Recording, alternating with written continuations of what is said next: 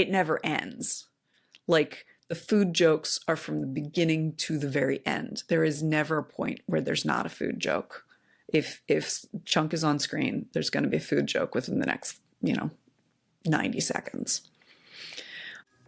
What others might deem stupid shit, matters. It's worth talking and thinking about, and so do we. We're sisters Tracy and Emily, collectively known as the Guy Girls. Every week, we take turns rewatching, researching, and reconsidering beloved media and sharing what we learn.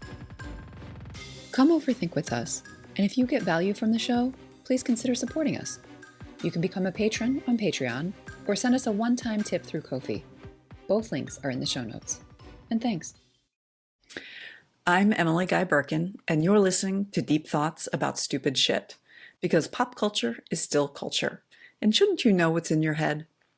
On today's episode, I will be discussing the 1985 film The Goonies with my sister, Tracy Guy Decker. And with you. Let's dive in. So, Trace, I associate this film with you and our cousin, Chris.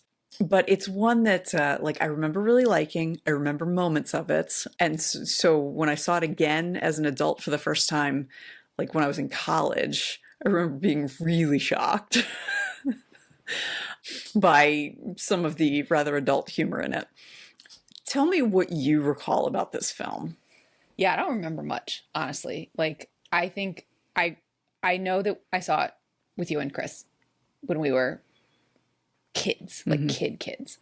And I know there's like an underground portion, and there's the guy who has physical challenges and I guess emotional and mental as well, who says, hey, you guys, the electric company, and it's a bunch of kids and it's an adventure, and that's all I got. And I feel a little bit of generational shame that I would stand up and say I somehow represent Gen X and not know the basic plot of the Goonies. I'm sorry. I'm so sorry, Gen X. I feel like I'm letting you down. So I'm really glad that you're here to set me right. Why are we talking about this, Em? So this is in a lot of ways like the seminal, late Gen X kid movie. And it feels a lot like what things like Stranger Things are trying to capture now. And there is a lot that people are nostalgic about this film. And in some ways for good reason. But there's a lot that makes this a very mid-'80s time capsule that doesn't look great with modern eyes. This is one where, as I said, remember seeing it as a kid, remember really liking it. There were moments that stuck in my head, that I could just see easily. But then when I think I was a junior or senior in college, someone did the Goonies outdoors. And so we all went and saw it. And it was the first time I'd seen it in probably 10 years. And I had not known, realized, remembered that the pirate whose treasure they are after is named One-Eyed Willie. And I was like, holy cow, I saw this as a tiny little baby. And I had no idea. So that kind of stuff I find really interesting to revisit things that, and because the movie doesn't change, I do. Right. And there's media that I have so consistently watched throughout my life that I don't really have the chance to change, if you know what I mean. This is one I definitely did because I saw it, I don't know, I'd say a lot, but it felt like I knew it reasonably well as a elementary school kid. Didn't see it again until I was 20 or 21, and a lot had changed in that time. And then I think this is the first time I've seen it since then. So another 25 years in between. And so my viewpoint on this film has changed so much. And it's some of this has to do with cultural change, some of this has to do with, you know, my personal growing up. But it's a very interesting kind of like time capsule in a lot of ways for that reason. So I do want to talk about the kinds of casual racism, fatphobia,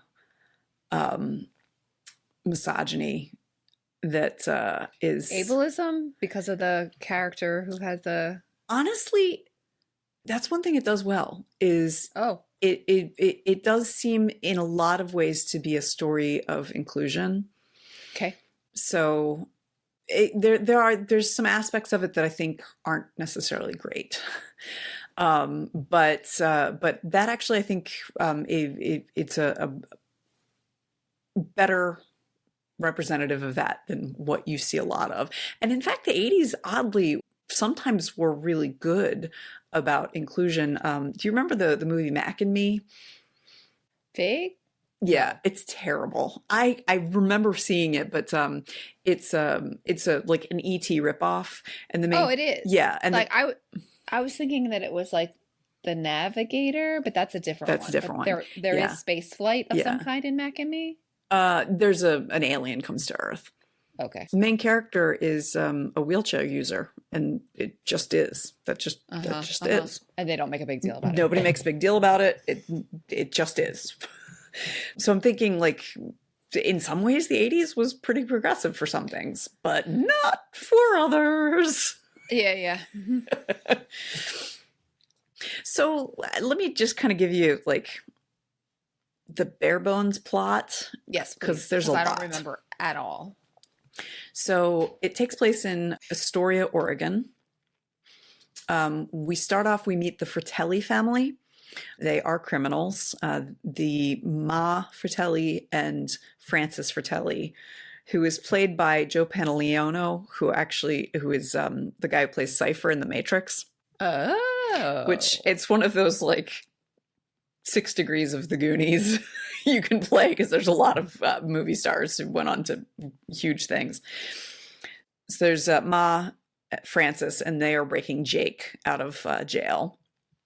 And they go on this like massive police chase shootout thing. We then meet the Goonies. These are the kids who are growing up on the Goondocks of Astoria, Oregon. And their houses are being foreclosed on. And the houses are, they have to move out the next day. And the richest people in Astoria are going to raise the houses and just build a country club golf course where the houses are. So our main character is Mikey, played by Sean Astin, who is Samwise Gamgee. So kept expecting him to go, Frodo, Mr. Frodo.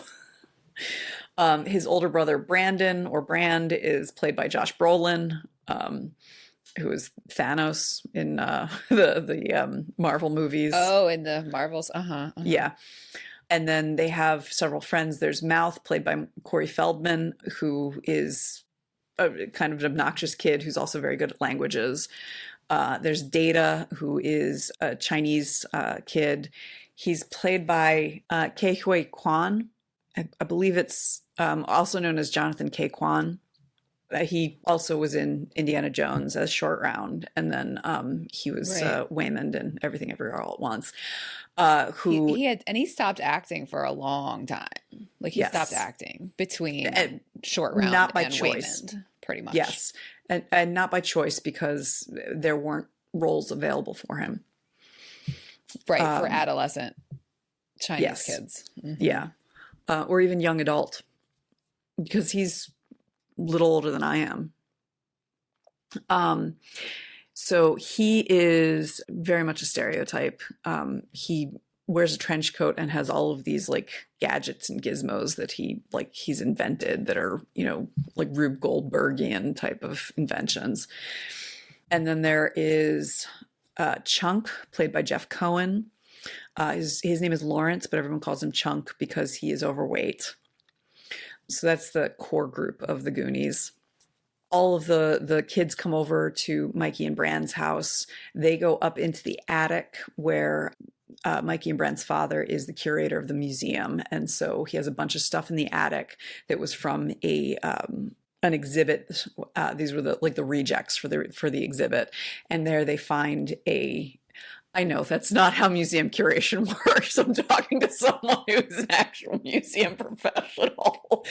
So those of you who are only listening, I was just giving a very quizzical look. I know, sister. These are there's a lot of times you're gonna have to hit the I believe button. Oh, okay. So for listeners who don't know, I am a former museum professional. Oh, okay. There are many times where it's like, that's not how any of this works. Okay, so there's artifacts in Mikey and Brand's attic. Yes, and mostly like pirate stuff is what it looks like. And so they end up finding a treasure map and a doubloon. And Mikey, like very excitedly tells the story to everyone there, that his father had told him about the famous pirate One-Eyed Willie from something like 1637 or somewhere around there, who was up against the British, which actually doesn't really make sense. Timeline wise, it would have been the Spanish in the Pacific Northwest part of. So anyway, he and his crew got stuck in some sort of cave. The British surrounded them and like caved them in, and so they ended up. They had all the treasure there with them. So One-Eyed Willie killed all of his companions so that they couldn't escape with the treasure, and then he booby trapped everything. And then died. And so the treasure has been lost forever. And Mikey realizes, because he finds the doubloon separate from the map, he realizes, like, wait, I think I know how to find this. The map is written in Spanish, and it's established that Mouth speaks Spanish fluently. So the boys find a way to like get Brand, who has been told to keep Mikey in the house or else Brand's going to be in trouble. They get him immobilized with one of those, you remember those like stretchy things that you'd use for exercising, because they always show Brand exercising. Sure. They wrap it around him. Okay. It's yeah, I believe. Okay. So, and then the four boys, who are all about 10 to 12 years old or so, they head off. They realize that the entrance to this like series of caverns is underneath an old abandoned restaurant. And they're like wandering around, like looking in this old abandoned restaurant. And it turns out that that is the Fratellis' like base of operations. So they're caught by the Fratellis. They had seen two people going into the restaurant, and we later realized that they were some sort of police officers, the FBI, and they were killed by the Fratellis.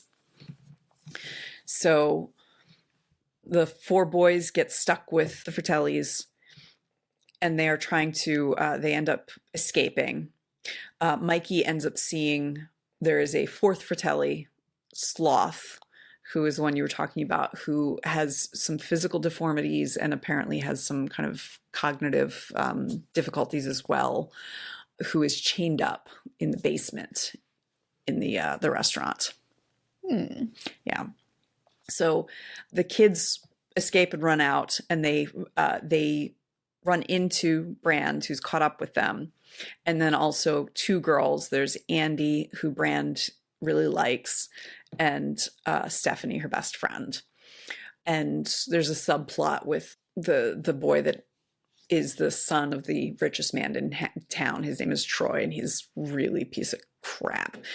And this is the heyday of the 80s where bullies were like murderous. Like, look, like what they do is just like that's sociopathic. That's not bullying. So anyway, so the three 16-year-olds end up joining the little kids. And they, for various reasons, they go back into the restaurant after the Fratellis have left because Mikey is still looking for the entrance to these caverns. They end up down in the basement. Shenanigans ensue. They find the entrance to the cavern underneath of a fireplace. The Fratellis come back. Chunk gets left behind. And so as they're heading down into the basements, like he's stuck somewhere. He gets out and they say to him, "Go get the police. We're going down this way because it's the only way out." And so Chunk gets to the road and waves down a car. Turns out to be the Fratellis. So they take him back and they lock him in. Well, they ask him where his friends are, and then they lock him in with Sloth. So, And does Chunk believe Sloth is a danger to him at this point? Yes, he's a little scared of him. Because I know, like, my recollection is that he becomes one of their allies. He does. What little recollection I have. Yeah. But at that point, he thinks that Sloth is like some sort of monster. Yes. Yeah. So while Chunk and Sloth are in that room together, all Sloth has is a little TV set, and he likes watching TV. And so there's a point where Sloth kind of roars and Chunk gets scared and he's tied to a chair and is like jumping up and down going, "Aah!" And that makes Sloth laugh. And so that's the first indication we have that he's not a monster. He's just, he looks a little scary and is treated very poorly. The two of them end up bonding. Chunk has a Baby Ruth candy bar with him that he throws on the TV. There's a cook who's frosting a chocolate cake, and Sloth says chocolate, and so Chunk throws him "Oh, do you like chocolate? I've got some," and it bounces off of him and then like falls out of his reach. And so even though Sloth has been like sitting in his chains this entire time, he breaks the chains so he can get the chocolate, which again scares Chunk. But then Sloth shares the chocolate with him and is just very sweet. Chunk tries to call the police, but they don't believe him because he has a habit of lying. So meanwhile, the kids end up finding the first of the booby traps. They find a spot where there's lots and lots of coins, and they realize they're underneath of a wishing well that is right by the country club. It just so happens that Troy, the bully, sociopathic bully, happens to be up at the top of the wishing well, and there's a bucket there. They're like, "Oh, okay, you can get us out." And Mikey convinces them to keep going to see if they can find the real treasure. The Fratellis, they had been asking Chunk, "Where'd your friends go?" And he tells them everything. Like there's this pirate ship, there's this treasure, because the Fratellis had no idea. And so they follow as well. So that's where they are when Sloth and Chunk get out of Sloth's prison, and Chunk calls the police. And then so Chunk and Sloth end up following as well.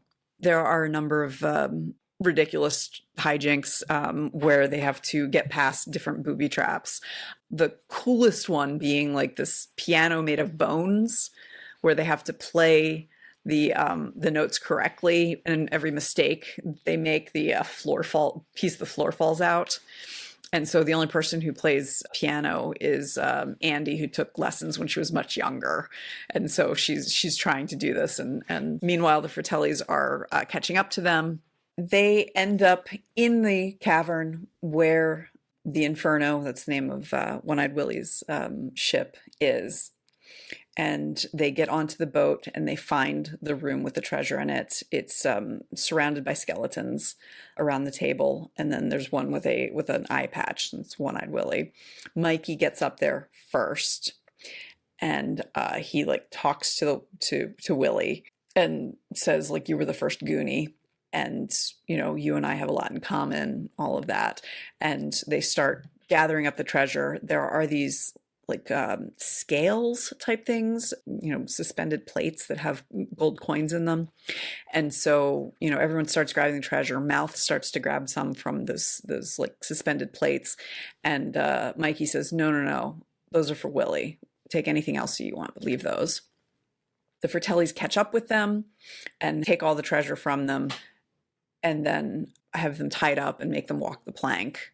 When Sloth and Chunk show up, and we saw earlier Sloth watching a pirate film, so he's doing the things that he saw. And that's also when he shouts the "Hey, you guys." All the Goonies end up in the water, but they don't have the treasure because the Fratellis took it off of them. So they find a little spot where they can see daylight. Unfortunately, they have candles, but one of them is actually dynamite, and they light it and realize, like, oh no, and they end up causing another rock fall. So, What? yeah, they found the candles on another body from another treasure hunter, and I believe. Okay. So at this point, Sloth is now has like pushed away his family and gone to join the Goonies. There is a huge rock that is like between them and being able to get out. And so Sloth, who is a very, very large man, is able to like lift it up. And so everyone runs beneath his legs. And Chunk's the last one. And Chunk's like, Sloth, you have to come with us. And Sloth goes, Sloth loves Chunk, and like, grabs his hand and then pushes him out from underneath. And then the rock comes down. And kills Sloth. Don't know. You don't know at the moment. Oh, okay. Does Chunk think he's dead? Yeah, he's concerned. Okay. He's concerned. He's like, it's going to crush you. And that's all we know. So the kids get out onto the beach. There's some patrol out there. And so they're then reunited with all of their families. Just a moment later, or so it seems, a little bit later, all 4 Fratellis, so including Sloth, are coming up the beach. And so the police are trying to arrest all 4 of them, and all the Goonies get in front of Sloth saying, like, no, no, no, he's not one of them. He's with us. And Chunk tells Sloth, you're going to live with me now. I'm going to take care of you, which seems like a pretty big promise to not have been run by his parents. Well, especially since he doesn't have a home. Isn't his house being foreclosed on?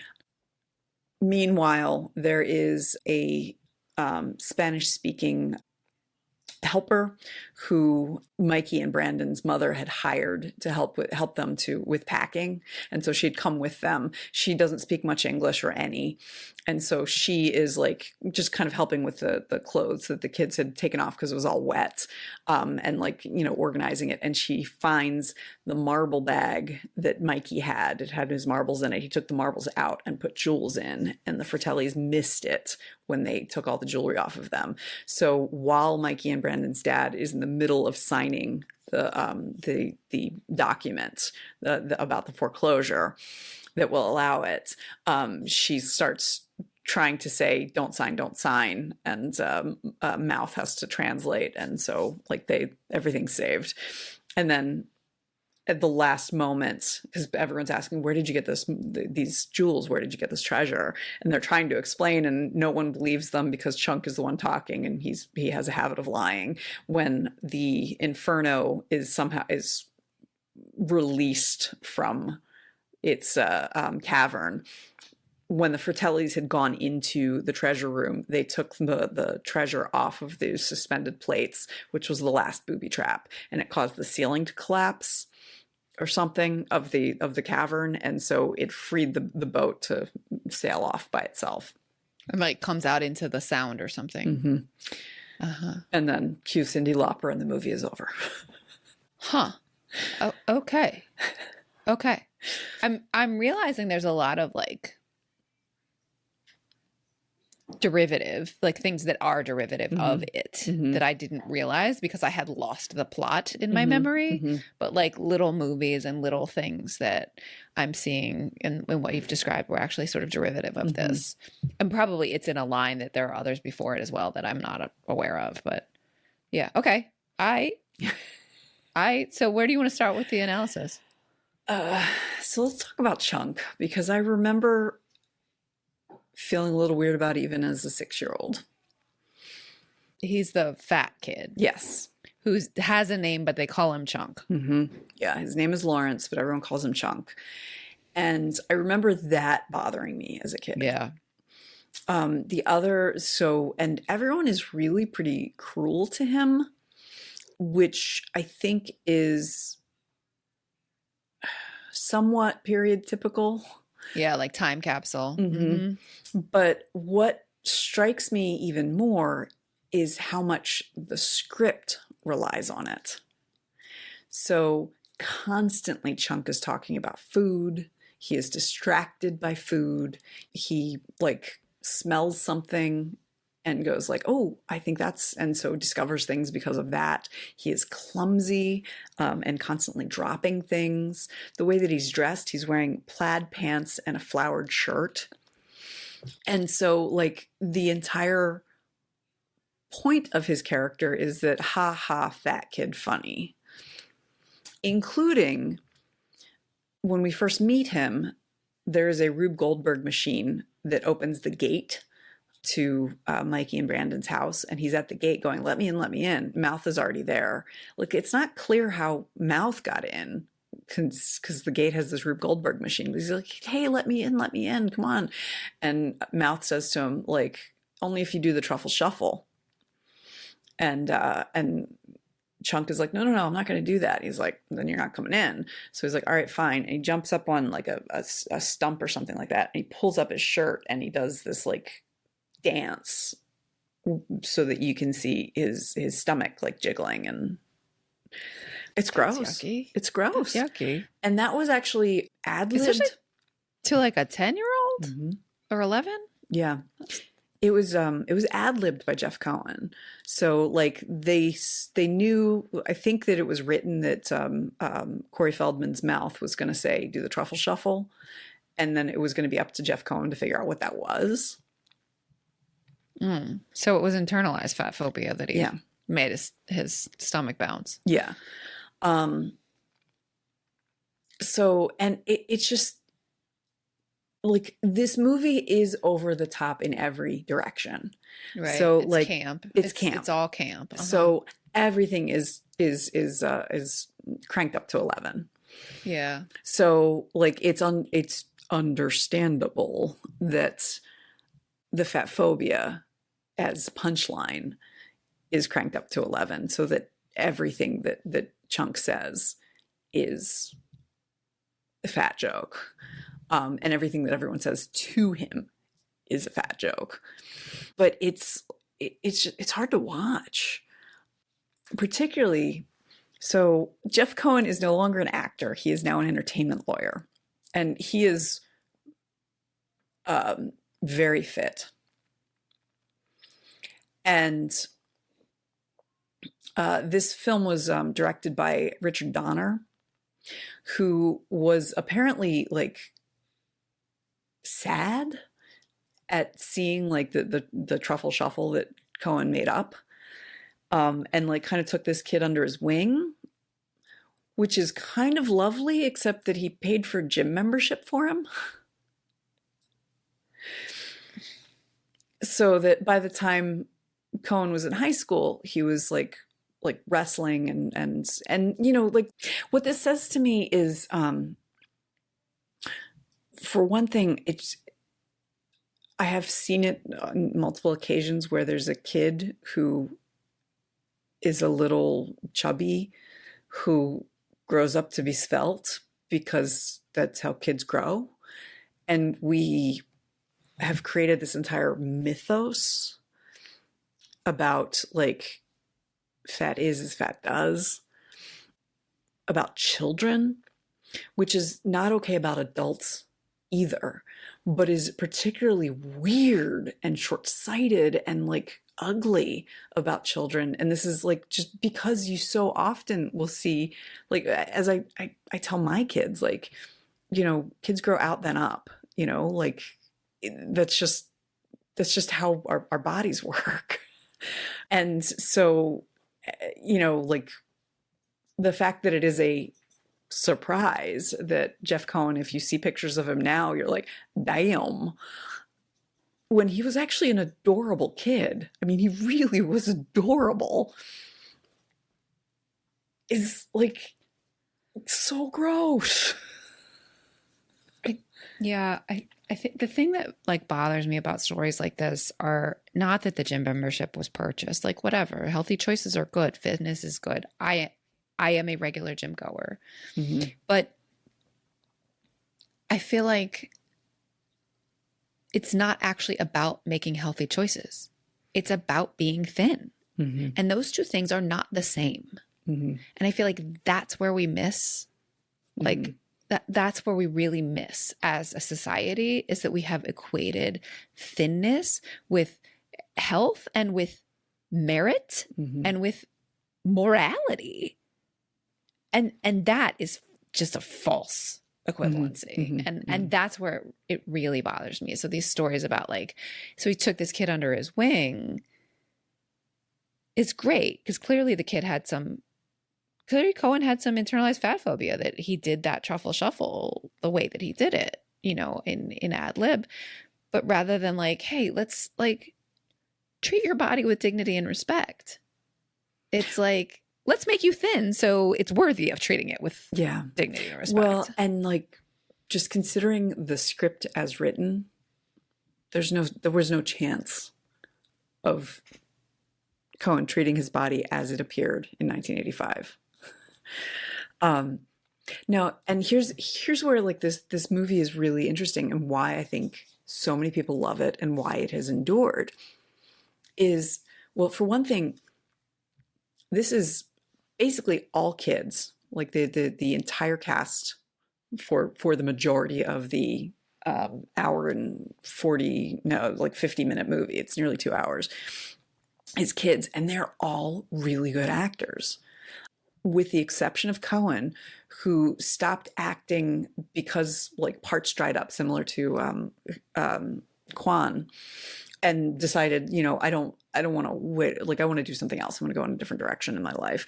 But the rest of them all remained in acting. And so like some of this is like, you get a lot more than you would from a lot of kids movies that are helmed by kids. And so one of those is like, Chunk is lovable. He's like this very sweet, lovable kid, even with this ugly fat jokes in there. But the way that he responds to Sloth is just delightful and adorable and so welcoming. When the Fratellis are trying to find out where his friends are, he's telling them the truth and they don't believe him. And they're like, they're threatening him. They're like, tell us. And he's like, okay, I'll talk. And he starts confessing to all the terrible things he's done in his life. And there's something so just genuine and sweet about it, and about like how he brings it out. So like some of this is just like Cohen's a very good actor, and so there's some sweetness written into it, and then the actor bringing to that character was just lovely as well. But it's hard to watch just because it never ends. Like, the food jokes are from the beginning to the very end. There is never a point where there's not a food joke. If Chunk is on screen, there's going to be a food joke within the next, 90 seconds. And that's, it's really unpleasant. And the way that he first is able to bond with Sloth is over food. And that is in part because it's clear the Fratellis withhold food from Sloth. Yeah. And so, like, once Sloth gets them both out, like, the first thing he does is he finds the ice cream and is like, get it. Like, while Chunk is trying to make a phone call to the police, Sloth is getting ice cream and spoons for them both. And what I appreciate about that relationship is that you do see this, like, absolute acceptance. And not just Chunk of Sloth, Sloth of Chunk. Mm-hmm. Because I feel like this film is accurate in the way that kids really do talk to each other, in that they're like constantly talking over each other and they're insulting each other and like, you know, playing jokes and you know, they're being little shits. And depending on the friend group, that's how kids act. And so particularly because Chunk is so often the butt of everyone's joke, the fact that Sloth is so delighted with Chunk and accepts him as he is makes it understandable that they have this lovely bond after, you know, his friends. The reason why Chunk got left behind is he smelled ice cream and found a freezer. I don't know how you smell ice cream. Found a freezer, and inside was a dead body that fell out. And they all started freaking out. The Fratellis came back. They heard them come back. And they're like, oh my God, we got to get the body back in the freezer. And Chunk got stuck in the freezer with the body. And so, like, that's how much they care about. Traumatizing. Yeah. That's the level. Like, the friends do care about him. They do. But they don't realize he's missing until they have gone down into the tunnel. And then when he breaks out and they're like, okay, you gotta get out, go out through the window and go get the police. So, wow. So can I ask, I'm curious about the like the casual racism, like everything's over the top. It's all camping. So campy. So we've got over the top campy fat phobia where Chunk is just one long fat joke. Is Data one long Chinese joke? Yeah. So he's got kind of an over-the-top accent. He has all of these inventions that kind of don't work very well. I mean, they do, and they will rescue him, but it's like this sense of like he's too smart for his own good. He's so smart that he does stupid things, kind of thing. And so, and I kind of remember, I don't know, like there were a couple of so there's one that he has at the very end when they're going to fight with the Fratellis. He's like, no, I got something for this. And he has, it's a boxing glove on like a spring that he like sends out. And it's misaligned, so it goes up and does like an uppercut and hits him. So it's camp, you know, and it's very much like Inspector Gadget type thing. And if we didn't have, like, if you weren't the only non-white kid. Right. It's like, I heard this, I think it was actually a TikToker, an Asian TikToker, who was talking about how he wished that there were more characters who were Asian for no reason, where their Asianness didn't actually rely on the plot, because there's so many white people who are white for no reason.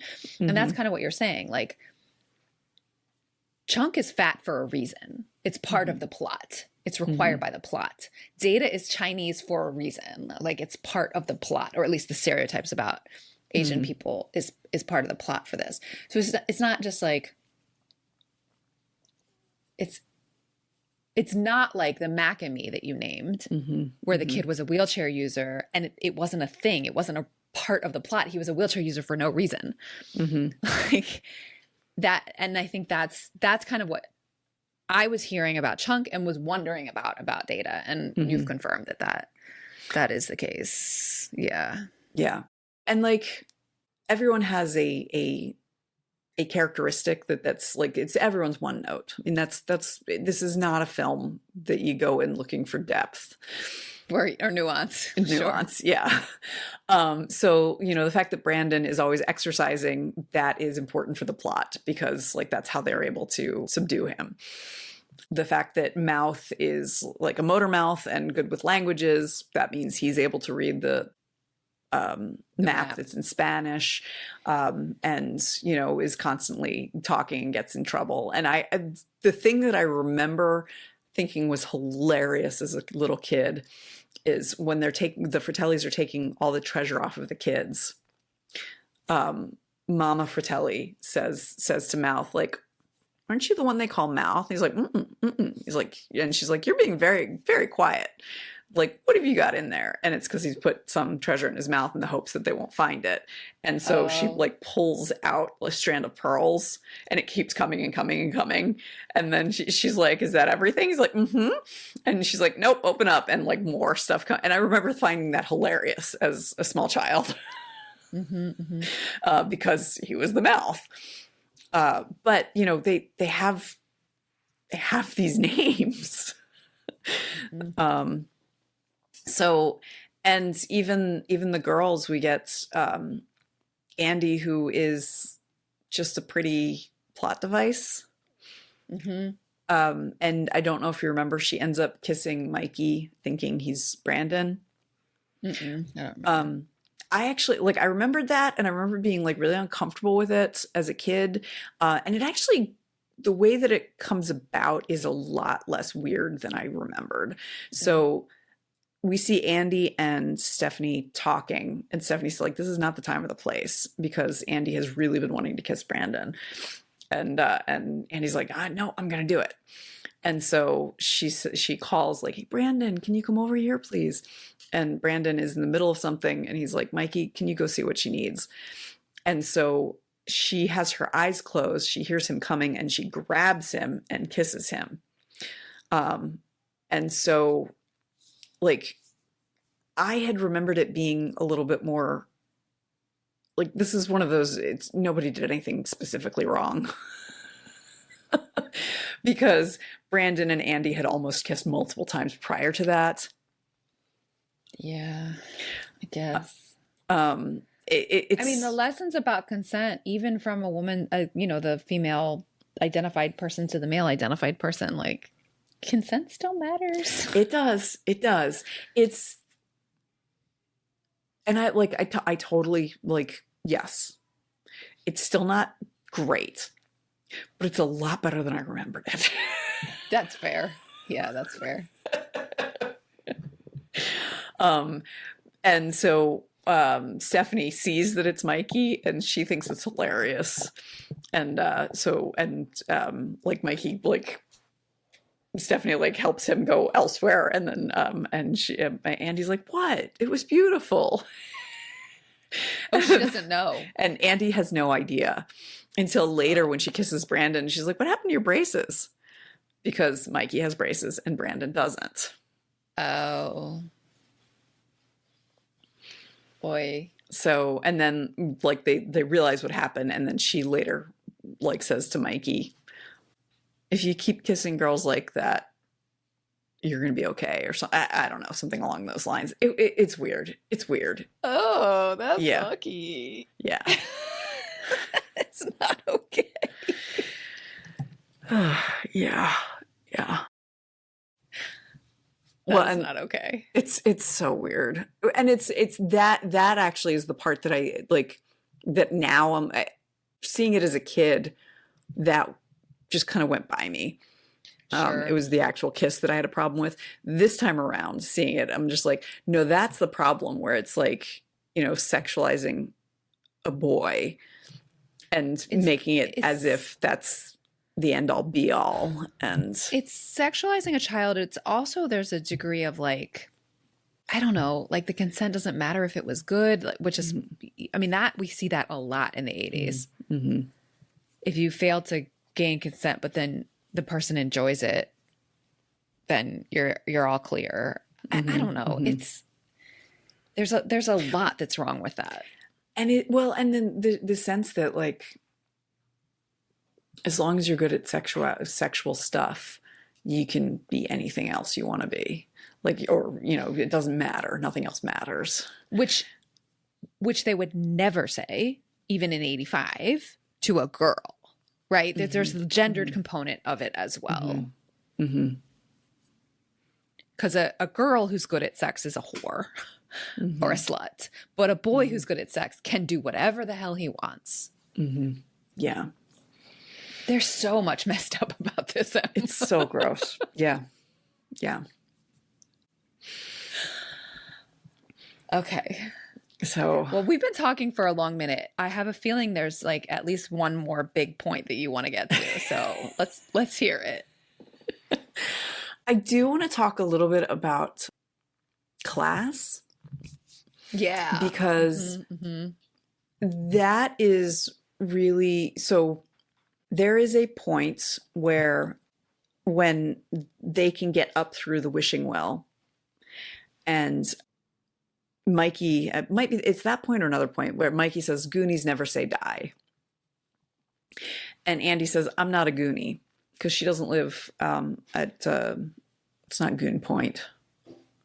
The Goondocks. Goondocks. You said earlier. She doesn't live at the Goondocks, yeah. And she is sort of dating Troy, sort of not dating Troy. It's one of those where like Troy's the bully? Yes, Troy's the bully. So when we first see and her, Andy, who we were talking about before, who wants to kiss Brand, yes, is dating him. So not exactly. She really it's is more, a prize. It's more that it's not clear that she's dating him. She like Brandon says something along the lines of like, I have a date with Andy on Friday, and so it's clear that Brandon and Andy like each other, and that is okay. Her interest. But Troy is also interested in her, and we see her. Yeah, we see her getting a ride from him in his red new convertible car, and he's moving the mirror so he can look down her shirt. And she knows it, and she tells him like, if you move it again, and I don't remember exactly what she does, but she threatens him. She's like, she's not having it. So they give the script gives her enough agency that she's not just like being handed from one man to the other, it sounds like. And the fact that we see that the bad guy, the villain, has interest in her, but she actually ends up with the poor kid, makes her very much a prize. Mm-hmm. So something that I think is interesting to talking about class is so when we meet Troy, he's driving this like brand new convertible. He's 16. When the kids run away from Brandon, like when they trap him, run away, Mouth lets out the air on the tires of Brandon's bike, and Mikey says to him like, don't do that. He had to mow like 347 lawns to afford that bike. And so there's this clear distinction, like that's, and he says this is his favorite thing. It's his prized possession. So like the clear class distinction between Troy and Brandon there. I mean, plus the story arc of the homes being foreclosed on. Yes. But there's really interesting moment when they are beneath the wishing well, and it is Troy and two of his like rich friends who are standing around the wishing well. And I read a commentary saying, like, even though Andy doesn't consider herself a Goonie, she is going to be the first one that they lift up. Like there's, and it's partially because Troy sees that she's down there. And so he wants to help her.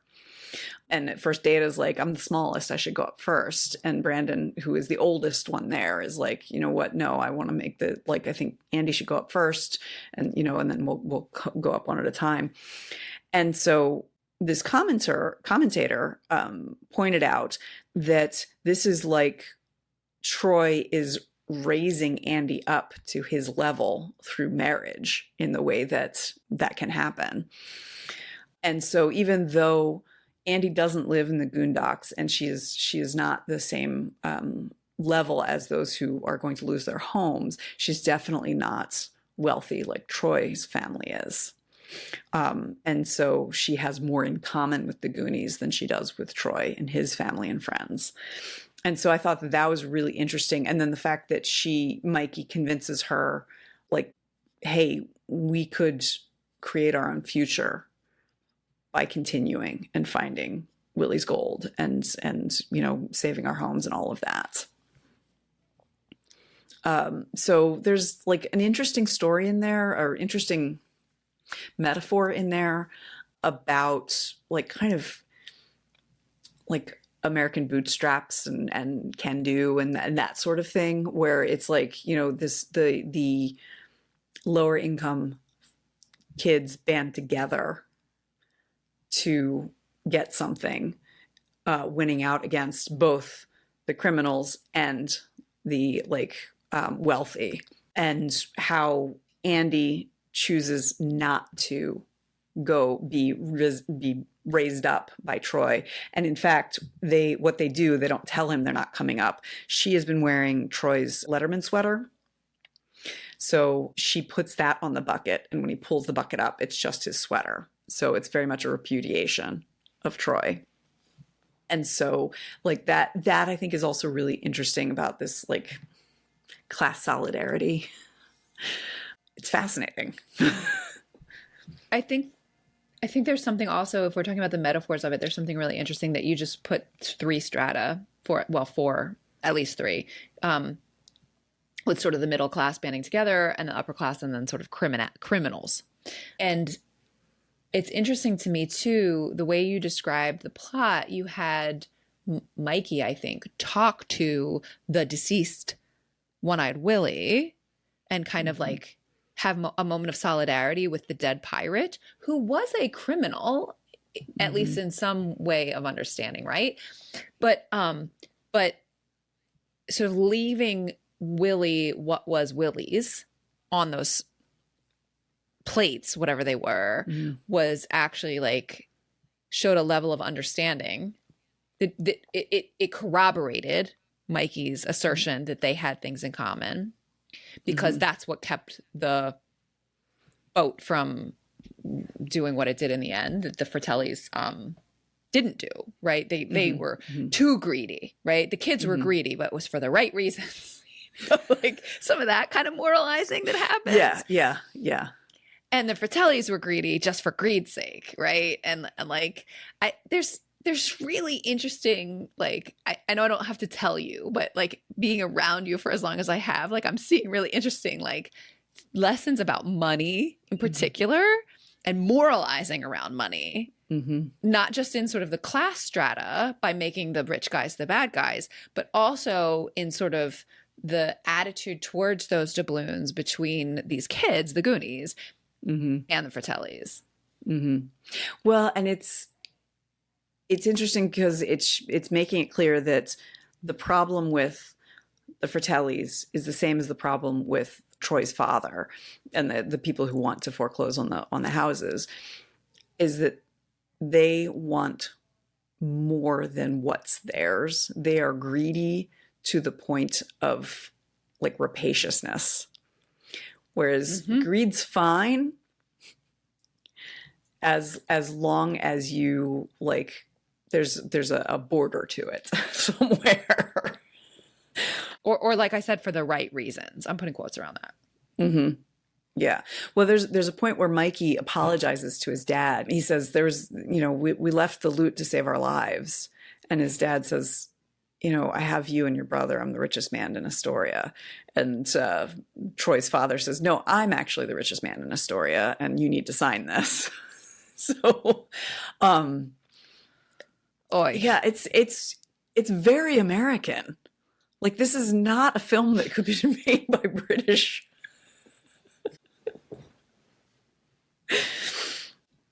Yeah, it's just an odd movie that really captures, especially like the 1980s greed is good. It's just nowhere to stop. The solidarity with Willie is another thing that I remembered. Willie was not just a pirate; he was a murderer. Not that those are mutually exclusive. Of his own crew, but of his own crew, yeah. So, like, having solidarity with that guy doesn't seem particularly nice. Yeah, and his greed, I mean, in murdering his own crew so that they couldn't escape with it, but he knew he couldn't escape with it either. Hence, he booby-trapped the cavern. Like, that feels like the wrong kind of greed, y'all.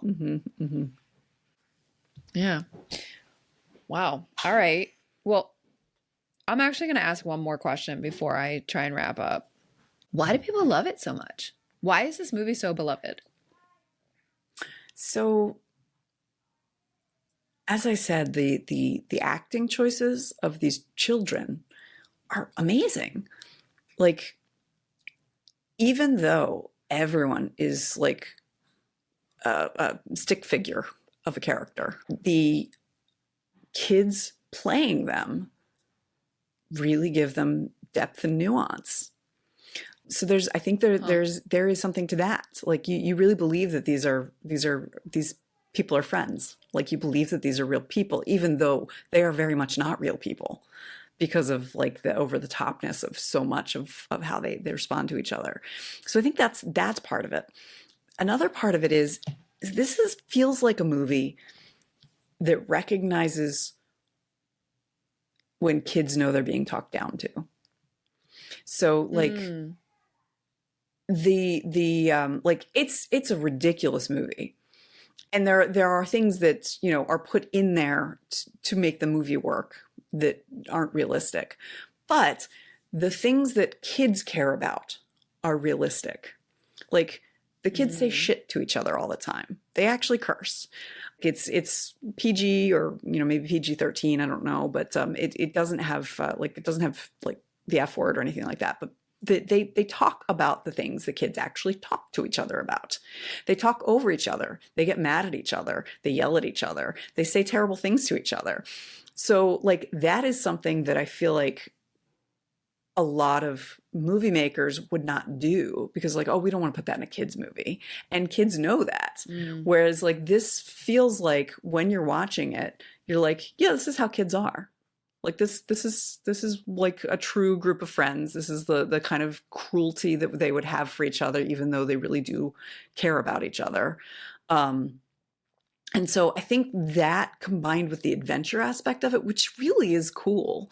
The piano is the one that I remember as being like, that is so cool. But like the booby traps and like the kids being able to outsmart adults who have tried, because there are other adults who have tried to get there and have failed, and they outsmart the Fratellis, and like that is also really compelling. And then one other thing that I think people really appreciate about this movie is actually Sloth. And so I was doing a little bit of research. I saw someone who had never seen it, watched it for the first time sometime in like the last 5 or 10 years. And they didn't get it. And they're like, why is Sloth in this movie? I don't understand what that character is there for.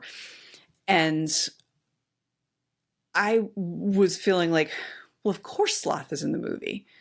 Like that's kind of what the movie is about, is like the importance of not judging each other and being kind even when you're frightened, because Mikey is the first to see Sloth and is terrified, but he sees that Jake has left Sloth's food where he can't reach it. And so he kind of kicks it closer and Sloth roars and he gets frightened and runs away. So even when he's terrified, he's trying to be kind. Wish he could be that kind to his friends, but that dynamic of, it's kind of the casual cruelty that the Fratellis have for their own. And we see like there's a lot of squabbling between Francis and Jake, the other two brothers, and like constantly bickering and arguing with their mother and stuff like that, which is mostly played for laughs, but they are unutterably cruel to Sloth. And then you see among Troy and his father, you don't see any kind of cruelty like that, but you do see Troy talking about Andy with some friends in a very degrading, casually cruel way about they're like, have you gotten with Andy yet? And he's like, I haven't yet, but the operative word is yet. And, you know, it's gross. And so the Goonies, like the difference we see with them, and especially when we see at the end when they're reunited with their parents, is this like undercurrent of acceptance and love and, you know, seeing each other, even though it's a film that relies on stereotypes. Yeah. So Yeah. they're like, you get this, and in part because of the like just incredible skill of the child actors, many, like pretty much all of whom grew up to be A-list celebrities. I'm not going to say all of whom, but they all grew up to show that this was not a fluke. These are not child actors. These are actors who happen to be children. But there's this undercurrent of like sweetness that I think people really, really appreciated. And if you encountered it for the first time as a kid in the 80s, when the fat phobia and the casual racism didn't really like connect as a problem, like, because that's what was in every movie we saw. And Right. it's genuinely funny. And then you get this genuine sense of like, these are real kids. These are not, you know, scripted lines because they're shouting over each other. They're, you know, they feel like they're doing all of these things. It is really it's kind of remarkable. And so there's very good reason why people like it. So there's very good reason why it's a lot of people's favorite movie. And I think that it's definitely still worth watching. It's just one of those, as you watch, be cognizant of the fact that you're going to get a lot of jokes that just don't hit anymore because they feel so cruel. But the heart underneath of it is a very tender and sweet one. All right. Can I do my thing? Yeah, do your thing. Yeah, can I do my thing? Yeah, do your thing. All right. I'll do my best. So I think I'm actually I'm gonna popcorn around a little bit. So you started your analysis by talking about the fat phobia in the character of Chunk. And you noted Lawrence, the character of Lawrence, who people call Chunk. And you noted that all of these characters are one-note characters. And so it's like, it's part and parcel, like it fits that there's one note, there is one joke with this character because everything is dialed up to 11 and a lot of it is based on stereotypes. And also, it hurts to see the casual fat phobia, the way in which I heard you say, if Chunk is on screen, there will be a food joke within the next 90 seconds. That it's just one long fat joke at this person's expense, which actually like played out even in the real life of this actor, Jeff Cohen, right? Jeff? Mm-hmm. Mm-hmm. Who's the one of the adults associated with the film sort of so-called took him under his wing and to do so got him a gym membership, and now he's all svelte and fit as an entertainment lawyer, which I pointed out is like not bad, right? Like fitness is a good thing. And also the problem is when we put equivalencies around merit and morality and deservingness, right? Like I really wish that Jeffrey Cohen had gotten the lesson that his body was worthy of dignity and care regardless of how it was shaped. And also I'm glad he's making healthier choices, or healthy choices. He could have made, I don't know if he was making healthy choices or not because he was a kid. And as you pointed out, a lot of times kids like have some extra size out before they go up. Mm-hmm. I asked if a similar kind of sort of stereotyping and one-note-ness was true with the character of Data, the Chinese character, and you noted that it was. He's sort of an Inspector Gadget character who's like too smart for his own good and ends up kind of flubbing it with his many inventions, and that is too bad and also expected.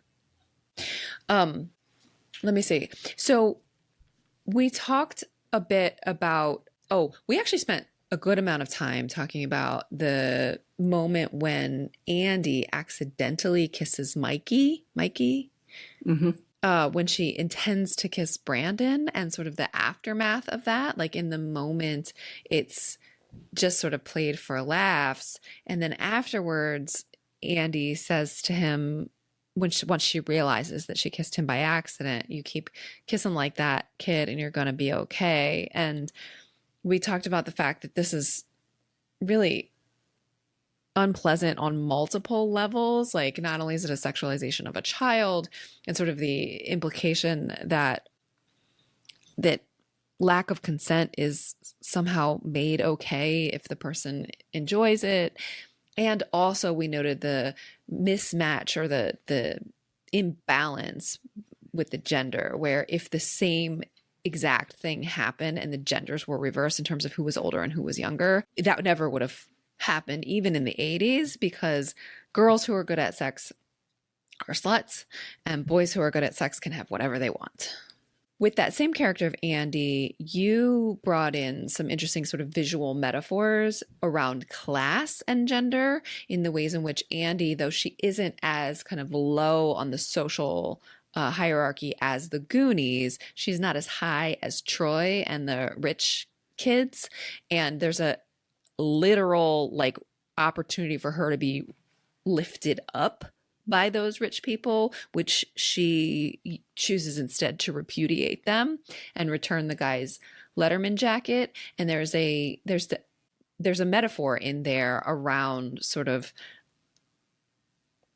the matrimony and the ways in which, you know, marriage can change a person's status, but what do they give up in so doing? We spent a long time talking too about class and some of the messages around class and the messages around money and greed. And there's some kind of two-sided, like both sides of the coin messages happening at the same time, where we're seeing like greed's all right when the Goonies do it because it's like for the right reasons, or because they know when to stop, or you know, or because they leave Willie what was Willie's. And it's bad when the Fratellis do it because they just don't know when to stop. It's rapacious. And it's bad when the Troys of the world and the rich folks in the town do it because, again, it's rapacious and they don't know when to stop. And they also lose sight of what really matters. I'm putting quotes around that, which we get explicitly at the end of the movie when Brandon, Mikey's dad, says, I have you and your brother, I'm the richest man in the town. And Troy's dad's like, no, I am, and I'm gonna take your house from you. Let me see, I feel like there was and then finally, I asked you why this movie is so beloved. And you talked about a couple of things. One, the just acting chops of these kids who, I love the way you put this, they weren't child actors, they were actors who happened to be children. And gave these flat characters quite a bit of nuance.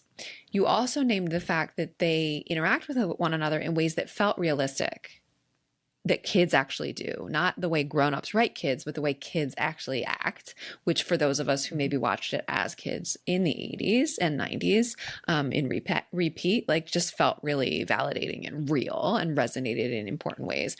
You also really pointed to the ways in which this film drives a message of inclusion and a message of not judging and sort of loving folks and being kind, even when we're scared.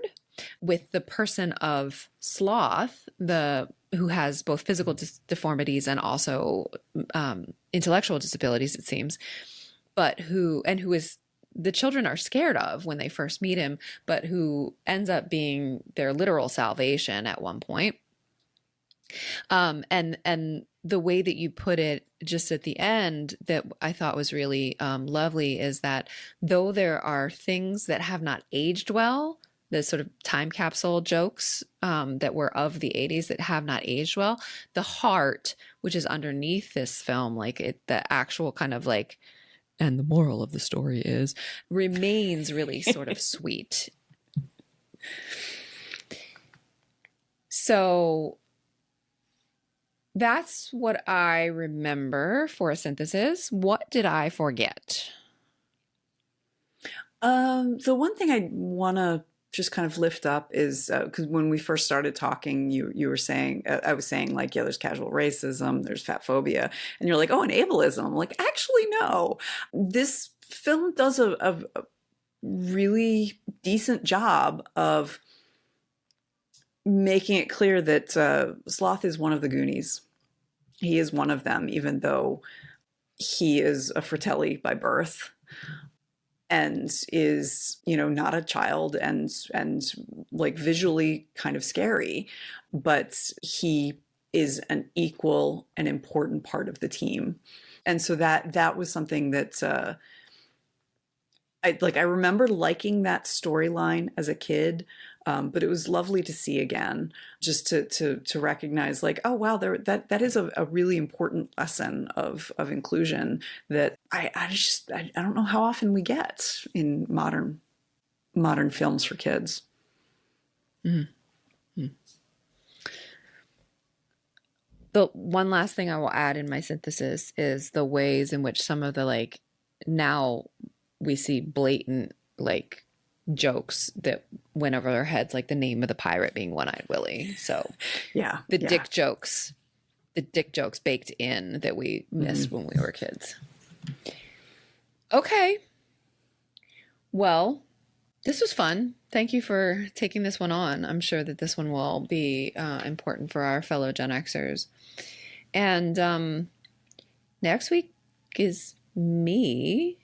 And I'm going to bring another one that reminds me of our cousin Chris, which is Richard Pryor's The Toy. Whew. That is going to be an interesting one to revisit. Yeah. Yeah. Good luck with that.